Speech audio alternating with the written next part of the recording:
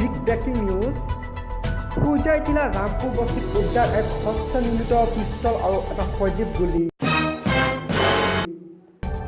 ঘটনা সন্দৰ্ভত হোজাই আৰক্ষীয়ে আটক কৰিছে 3জন ব্যক্তিকেইজনে হোজাই দীঘলবাৰীত ক্ৰমে উমেশ গৌড়, বিশা গৌড় আৰু ৰাজেন গৌড়।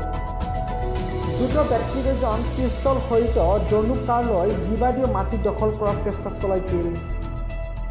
বিপক্ষই ষড়যন্ত্ৰ কৰা বুলি অভিযুক্তসকলৰ দাবী। News desk report SSF News 24।